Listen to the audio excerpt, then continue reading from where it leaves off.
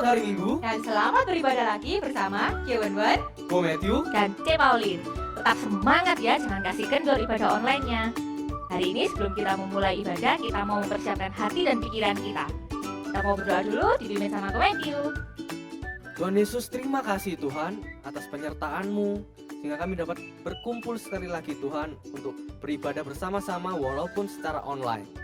Tuhan, persiapkan hati kami Tuhan agar kami dapat siap memuji dan mendengarkan firman-Mu. Dalam nama-Mu kami sudah berdoa dan mengucap syukur. Amin. Amin. Cewan, coba deh lihat foto yang ini. Aku mau beli yang ini, bagus nggak? Wah gila, 15 juta Met, mahal banget. Ya, ini kan barang branded, wajar dong kalau mahal. Merek bergengsi gitu. Bikin yang pakai itu auto ganteng. Wah, emang sepenting itu gengsi buat kamu? Kalau misalnya ada sepatu yang modelnya keren tapi nggak branded, emang kamu nggak mau? Emang Cewan mau? Nggak malu sama teman-teman?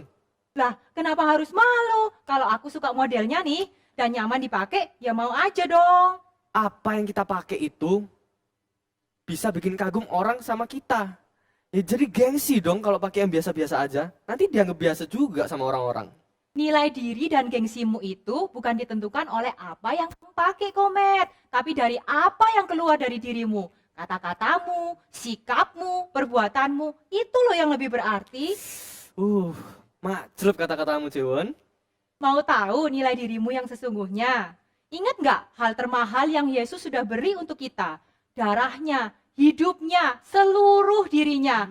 Tuhan bukan melihat merek yang nempel di badanmu, tapi iman pada Yesus di hatimu. Wah, iya.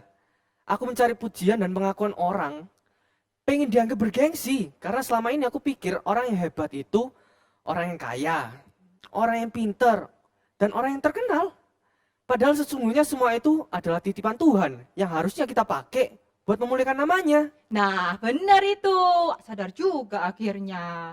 Orang yang sadar dirinya berharga tidak akan menggantungkan nilai diri pada gengsi dari luar lagi. Aku sudah keliru. Benar kata Cewan.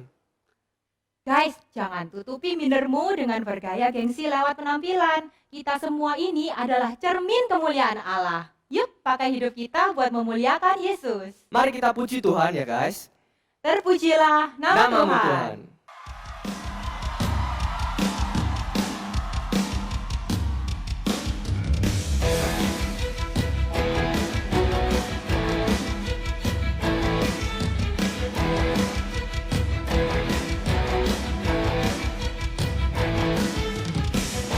Terpujilah namamu Tuhan, kuat dan penuh kemuliaan. Satu suara kami nyatakan, kebesaranmu tetap selamanya. Terpujilah namamu Tuhan, ajaib dan penuh keagungan.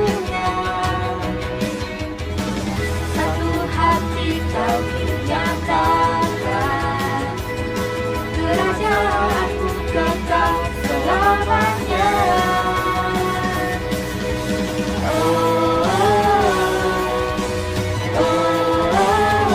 Engkaulah Raja atas dunia, yang menghancurkan hidup dan membebaskan jiwa.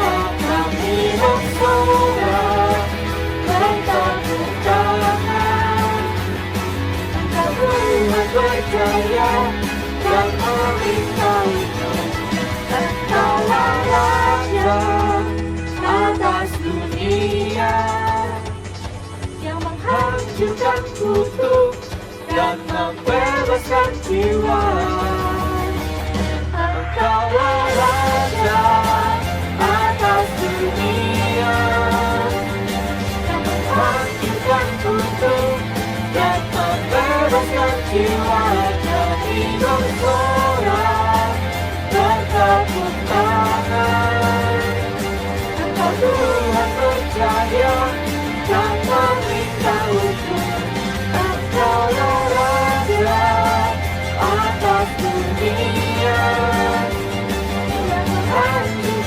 kutuk dan membebaskan jiwa kami bersorak bertepuk tangan. Engkau Tuhan berjaya yang memerintah untuk selamanya.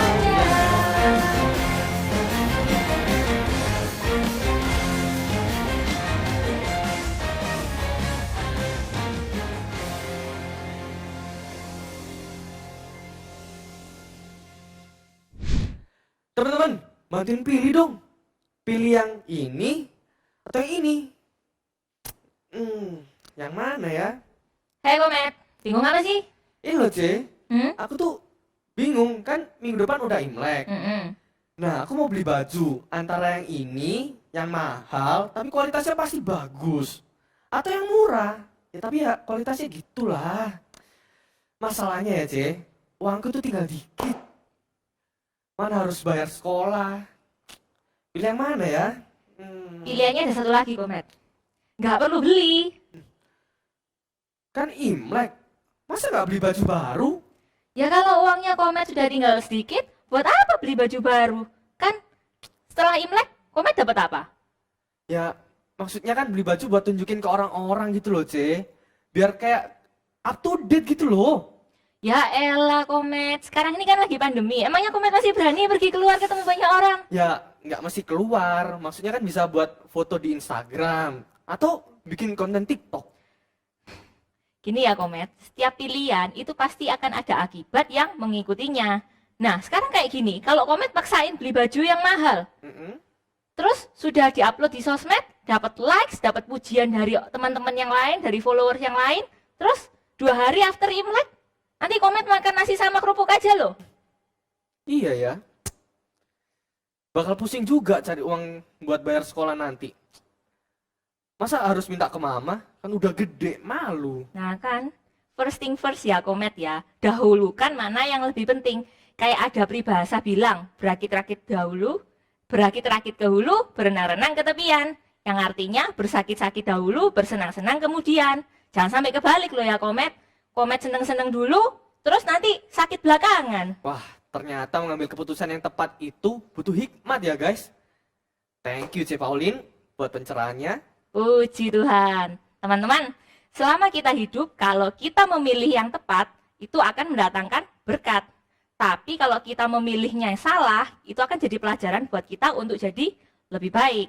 Tapi hanya ada satu yang kita jangan sampai salah pilih, yaitu Tuhan Yesus. Sebab hanya dialah jaminan kita satu-satunya. Amin. Mari kita menyanyi Jaminan Mulia.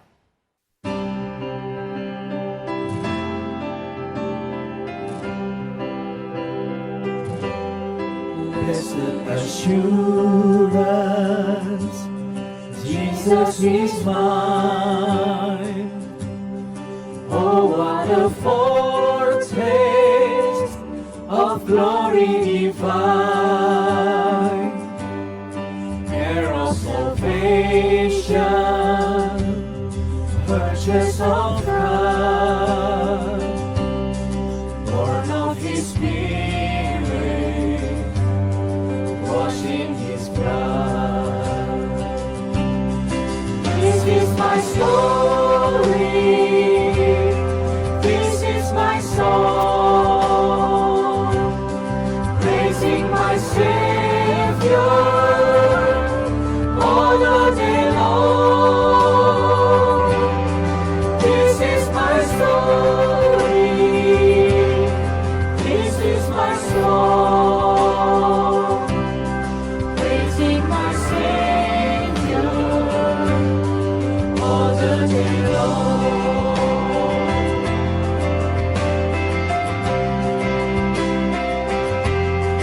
Jaminan mulia ku diberi,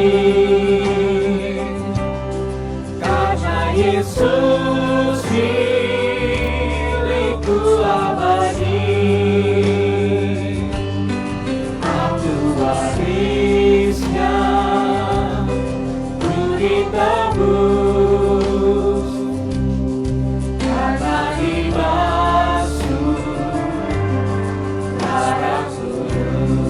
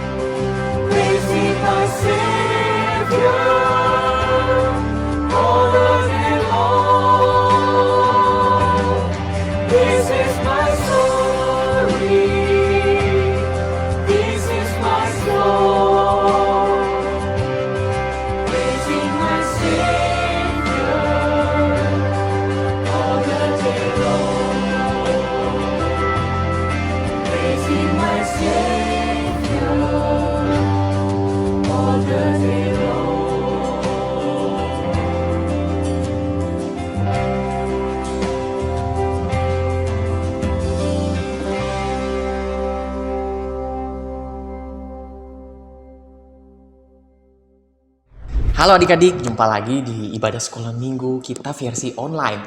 Nah adik-adik, pada hari ini kita akan belajar bersama-sama satu tema tentang aku dan pilihanku. Adik-adik, sadar tidak sadar kita itu sering diperhadapkan dengan begitu banyak pilihan ketika kita menjalani hari-hari hidup kita di dunia ini. Misalnya contoh, ketika kita mau pergi ke sekolah, kita sering bertemu dengan teman-teman. Dan teman-teman itu juga kita mulai menggolong-golongkan. Mana yang akan menjadi teman baik saya, mana yang akan menjadi teman hanya sekedar kenal. Kenapa? Karena di setiap keputusan kita yang kita ambil, itu akan memiliki konsekuensi. Sama halnya ketika kita memilih teman. Nah, pada saat kita mengambil keputusan yang keliru, kita bisa saja terdampak sesuatu yang buruk. Misalnya ya, ketika adik-adik memilih teman yang hobinya berantem, teman-teman yang hobinya itu nyontek, teman-teman yang hobinya itu melawan orang tua, ketika kita selalu berhubungan terus dengan orang itu dan secara sadar tidak sadar kita terkadang sudah mulai mengikuti perilaku dia. Apalagi kalau semua yang dia lakukan dalam tanda kutip yang buruk tidak pernah kita tegur sama sekali. Maka secara tidak langsung kita telah setuju dengan dia yang melakukan tindakan yang tidak benar. Nah, maka dalam hal ini sekali lagi kita diperhadapkan dengan pilihan. Apakah kita mau mengambil sikap yang benar atau tidak? Nah, itulah kenyataannya adik-adik. Atau ada juga misalnya ya pilihan-pilihan yang kurang beresiko atau bisa tidak ada resiko sama sekali. Misalnya contoh, ketika adik-adik mau olahraga, sibuk memilih baju begitu ya. Saya mau pakai baju merah, saya mau pakai baju putih, saya mau pakai baju hitam. Apa tujuannya? Supaya saya bisa menang. Nanti kalau saya pakai baju biru saya bisa kalah. Nah, ini tidak ada hubungannya sama sekali. Warna baju itu netral. Jadi ketika adik-adik mau pilih apapun warnanya itu it's okay. Tapi yang penting ada kenyataan-kenyataan hidup tertentu di mana kita mulai beraktivitas, di mana kita mulai berperilaku, khususnya mengambil keputusan di dalam hal-hal yang akan berhubungan dengan masa depan kita. Di situ kita harus memiliki banyak sekali pertimbangan. Kita harus memiliki banyak sekali pergumulan dan harus terus mengandalkan Tuhan. Karena kalau tidak, kita bisa keliru. Nah, ketika kita akan membahas tentang aku dan pilihanku, kakak di sini pengen ngajak kalian baca dulu satu bagian firman Tuhan yang akan mendasari sharing firman kita pada pagi hari ini. Sebelumnya kita berdoa dulu. Tuhan, terima kasih untuk kesempatan yang Tuhan beri kepada kami hari ini. Kami akan belajar firman Tuhan. Kiranya Tuhan yang memimpin kami, Tuhan berikan kami kesiapan hati supaya kami boleh belajar firman Tuhan dan kami boleh mengerti pesan Tuhan. Di dalam nama Tuhan Yesus, kami berdoa dan kami berterima kasih. Amin. Nah adik-adik, nats kita hari ini terambil dari kitab Matius pasal yang ke-19, ayat ke-16 sampai ayatnya yang ke-26. Kakak bacakan untuk kita semua ya. Ada seorang datang kepada Yesus dan berkata, "Guru, perbuatan baik apakah yang harus kuperbuat untuk memperoleh hidup yang kekal?" Jawab Yesus, "Apakah sebabnya engkau bertanya kepadaku tentang apa yang baik? Hanya satu yang baik, tetapi jikalau engkau ingin masuk ke dalam hidup, turutilah segala perintah Allah." Kata orang itu kepadanya, "Perintah yang mana?" Kata Yesus, "Jangan membunuh, jangan berzina, jangan mencuri, jangan mengucapkan saksi dusta, hormatilah ayahmu dan ibumu, dan kasihilah sesamamu manusia seperti dirimu sendiri." Kata orang muda itu kepadanya, "Semuanya itu telah kuturuti, apalagi yang masih kurang?" Kata Yesus kepadanya, "Jikalau engkau hendak sempurna, pergilah, jualah segala milikmu dan berikanlah kepada orang-orang miskin, maka engkau akan beroleh harta di sorga. Kemudian datanglah kemari dan ikutlah aku." Ketika orang muda itu mendengar perkataan itu, pergilah ia dengan sedih, sebab banyak hartanya. Yesus berkata kepada murid-muridnya, "Aku berkata kepadamu, sesungguhnya sukar sekali bagi seorang kaya untuk masuk ke dalam kerajaan sorga. Sekali lagi, aku berkata kepadamu, lebih mudah seekor unta masuk melalui lubang jarum daripada seorang kaya masuk ke dalam kerajaan Allah." Ketika murid-murid mendengar itu, sangat gemparlah mereka dan berkata, "Jika demikian, siapakah yang dapat diselamatkan?" Yesus memandang mereka dan berkata, "Bagi manusia hal ini tidak mungkin, tetapi bagi Allah segala sesuatu mungkin." Nah adik-adik, dari teks firman Tuhan yang kita baca tadi menjelaskan secara rinci bagaimana sih keadaan orang ketika mau mengikut Tuhan.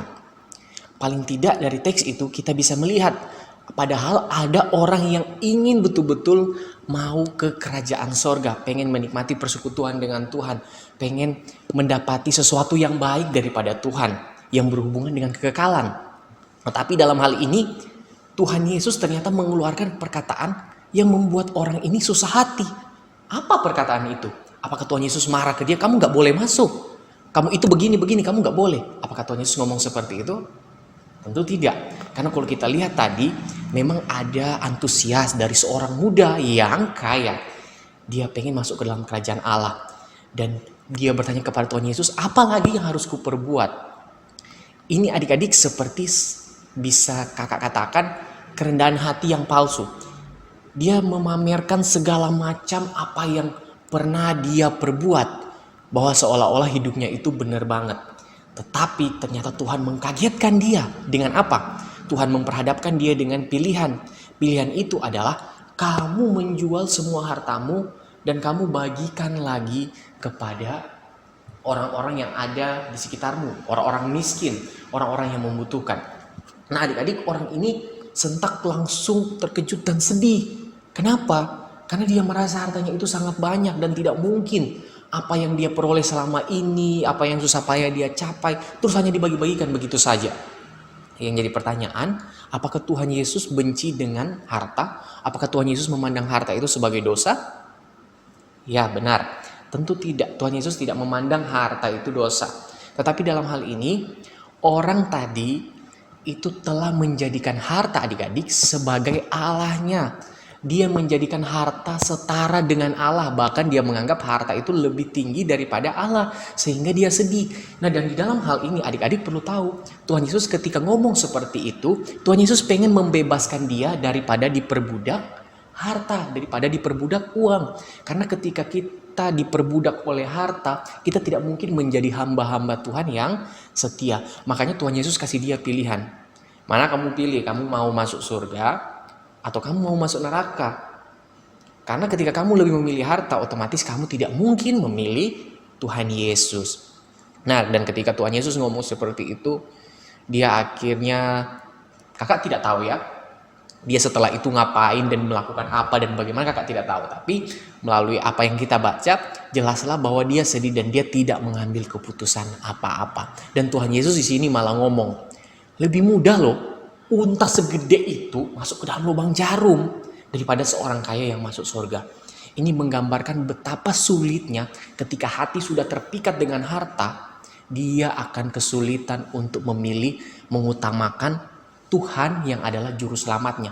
Bahkan sulit untuk memilih dia masuk ke dalam kerajaan surga menerima kehidupan kekal. Dia malah mungkin tidak mau seperti yang tadi kita baca. Kenapa? Karena dia lebih memilih harta. Harta itu menjadi segala-galanya bagi dia. Bahwa bagi dia tanpa harta dia itu nothing. Nah ini adik-adik yang sangat menyedihkan. Apalagi kalau kita anak-anak Tuhan ya. Ketika kita tidak mau mengambil keputusan yang benar yang sesuai dengan firman Tuhan. Adik-adik di sini apalagi anak-anak pra-remaja ya. Kita selalu mulai merasakan keasikan-keasikan tertentu, tawaran-tawaran dunia yang baru, yang membuat kita merasa lebih nyaman. Tapi jangan sampai itu semua mengalihkan perhatian kita daripada Tuhan.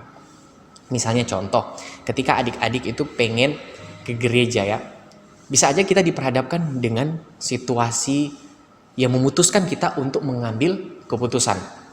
Nah, sederhananya seperti ini, mau ke gereja, waktu tinggal 5 menit lagi. Tapi kita masih sibuk dengan HP, kita masih sibuk dengan games, kita masih sibuk dengan YouTubean. Dan ini sangat berbahaya, pada 5 menit lagi kita harus beribadah. Karena pada misalnya hari Minggu, prioritas kita adalah beribadah untuk memuliakan Tuhan. Dan misalnya ibadah jam 7, udah jam 6:55 kita masih santai-santai. Itu sama saja kita tidak memprioritaskan Tuhan. Ibadah tidak menjadi sesuatu hal yang penting karena kita merasa dunia games adalah dunia yang paling menyenangkan. Tidak ada yang lebih menyenangkan daripada itu. Dan ini sangat berbahaya. Dan kita harus pikirkan ini ya, jangan sampai kita terbuai. Karena apapun yang kita lakukan, apapun yang kita kerjakan, itu tidak menjadi dosa asalkan itu tidak bertabrakan dengan firman Tuhan, tidak mengalihkan perhatian kita daripada Tuhan. Seperti pemuda yang kaya tadi. Dia telah melakukan banyak hal yang benar, dia telah melakukan banyak hal yang baik, tetapi sayangnya dia menjadikan harta itu adalah idolnya. Dia menjadikan harta itu adalah Allahnya, sehingga dia tidak mampu memilih yang baik bagi dia, yaitu keselamatan hidupnya. Memang kita percaya Tuhan memilih kita, tapi perlu kita tahu, terkadang kita diperhadapkan dengan tawaran-tawaran yang menggiurkan dari dunia, tapi yang mencelakakan. Dan kita sering mengabaikan tawaran Tuhan untuk hidup yang benar. Sama halnya ketika kita mau mengikut Kristus. Ketika kita mau mengikut Kristus, yang pertama kita harus memikul salibnya. Yang dimaksud memikul salib, kita harus taat penuh kepada Tuhan, melakukan segala perintah Tuhan, dan menjadi anak-anak yang setia. Adik-adik, paling tidak ada hal-hal tertentu yang menjadi pertimbangan kita. Tapi sekali lagi, tetap libatkan Tuhan di dalam apapun yang akan kita pilih dan yang akan mendesak kita untuk mengambil keputusan. Kita gumuli, minta pertimbangan Tuhan. Nah, kakak akan berikan sedikit clue-clue ya, bagaimana cara kita di dalam memilih sesuatu yang baik. Yang pertama, kita harus berusaha belajar memilih prioritas. Belajar mengutamakan hal yang paling penting. Kalau bisa, di setiap pilihan kita itu kita list semua. Kita list, terus kita mulai seleksi yang mana yang tidak baik, yang mana yang baik. Nah, itu ya. Terus yang berikut, kita mulai memikirkan dampak-dampaknya. Ini memiliki dampak yang baik kepada saya atau tidak. Terus yang berikut, saya mampu melakukannya atau tidak. Kalau saya tidak mampu melakukannya, ya jangan begitu ya. Jangan sampai tidak tuntas apa yang kita kerjakan, karena apa yang kita pilih akan mengharuskan kita bertanggung jawab. Misalnya contoh ya, ketika adik-adik memutuskan untuk menjadi siswa, ya, ketika adik-adik memutuskan untuk menjadi siswa, nah adik-adik harus belajar, adik-adik harus semangat di dalam mengejar ilmu, dan tidak ada alasan untuk berkata tidak, untuk tidak belajar dan tidak mengerjakan tugas-tugasnya, karena itu adalah keputusan kita. Kalau kita pengen ke depan menjadi anak yang berhasil, menjadi anak-anak yang memiliki ilmu yang banyak, maka kita harus sekolah, dan itu tidak ada alasan bagi kita untuk berkata, oh saya nggak mampu, saya nggak sanggup. Ingat, itu adalah prioritas kita sebagai anak-anak siswa yang pengen menggapai ilmu, yang pengen memiliki masa depan yang cerah. Jadi ketika kita diperhadapkan dengan itu semua, kita harus belajar memprioritaskan. Terus yang berikut, kita harus sekali lagi sadar ya, ketika kita memutuskan sesuatu, kita mampu kerjakan atau tidak apa yang kita pilih. Contohnya ya, adik-adik misalnya ini terobsesi dengan film-film karate begitu ya. Terus adik-adik udah tahu, ternyata film ini bisa juga memiliki dampak yang buruk ketika kita salah menafsirkannya atau salah mengimajinasikannya begitu ya. Misalnya ketika kita membayangkan, kalau saya jadi jago karate, semua orang akan takut dengan saya. Nah, ini keliru juga. Kita harus mulai memikirkan, apakah yang saya pilih itu sesuai dengan yang Tuhan mau atau tidak. Dan itu dampaknya apa bagi saya. Terlebih ketika misalnya adik-adik memilih untuk ambil keputusan untuk latihan karate, ternyata adik-adik memiliki fisik yang lemah. Adik-adik tidak sanggup. Karena misalnya karate itu menuntut fisik yang prima, yang harus tekun, yang mungkin akan mengalami banyak kesakitan, dan akan ada training-training yang dalam tanda kutip cukup keras begitu ya. Nah, tapi itu bukan jadi alasan untuk kita tidak melakukannya. Karena pada dasarnya keputusan yang kita ambil menuntut kita untuk bertanggung jawab. Terlebih ketika adik-adik mengambil keputusan untuk mengikut Tuhan Yesus, bukan jadi alasan mengatakan, saya capek mengikut Tuhan, soalnya terlalu banyak tuntutan berdoa, baca Alkitab, dan lain-lain. Kita tidak boleh mengatakan demikian. Kenapa? Karena Kristus sepanjang hidup kita tidak pernah mengecewakan kita. Dan bahkan dia rela mati bagi kita. Kenapa? Hanya karena hal-hal itu, terus kita katakan sudah capek mengikut Kristus. Kita memilih untuk mundur. Nah, jangan adik-adik. Karena apa yang kita lakukan itu adalah untuk kebaikan kita juga. Kita baca Alkitab, kita berdoa, kita beribadah untuk memuliakan Tuhan. Itu adalah untuk kebaikan kita juga.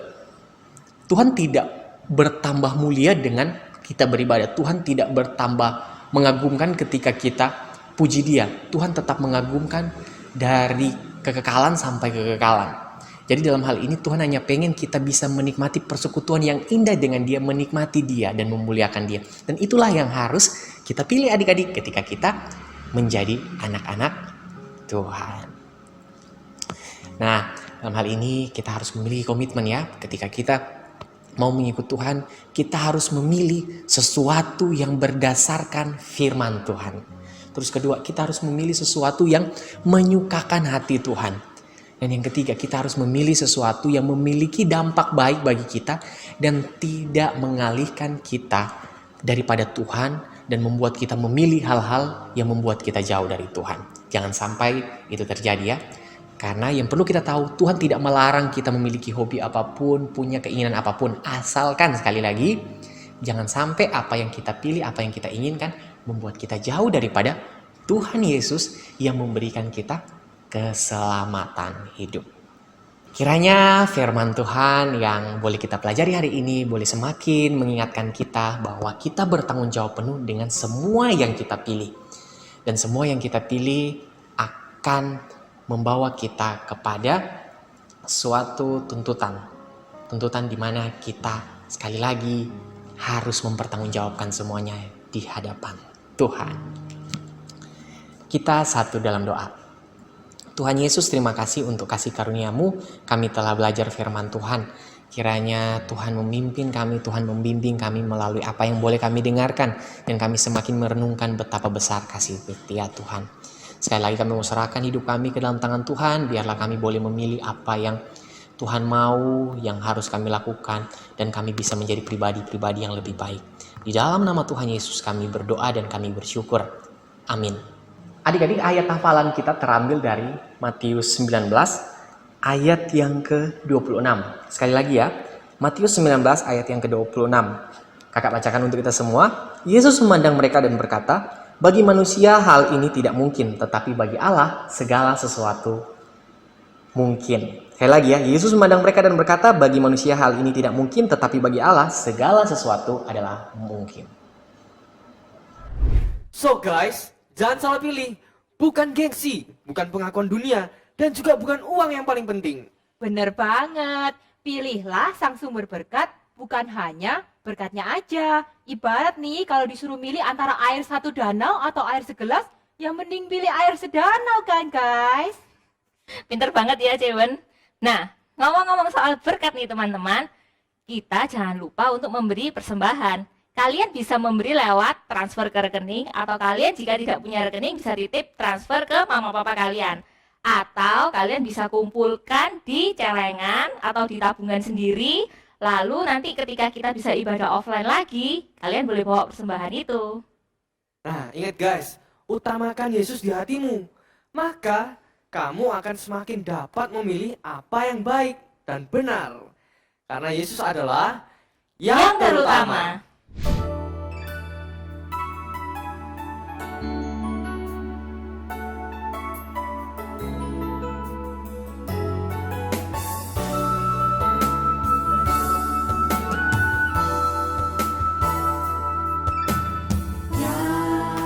Terutama di dalam hidup ini, meninggikan nama Yesus.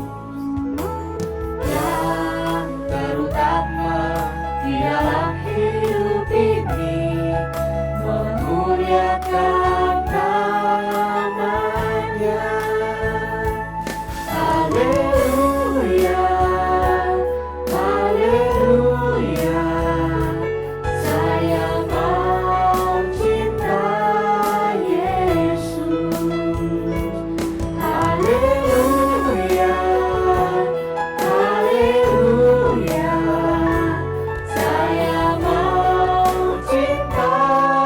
Yesus.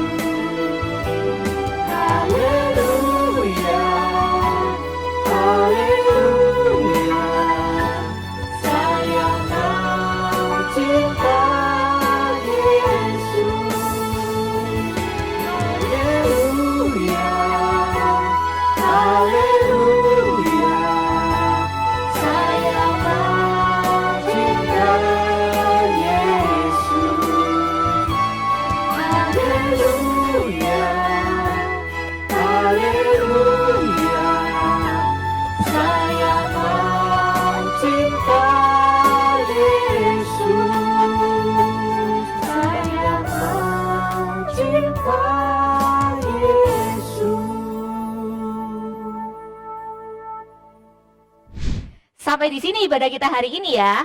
Jaga terus disiplin waktu teduh dan doamu ya. Dan ingat, pilihlah yang baik dan benar. Sampai jumpa lagi di kesempatan berikutnya dalam ibadah sekolah minggu GKI Lyon versi online. Ciao!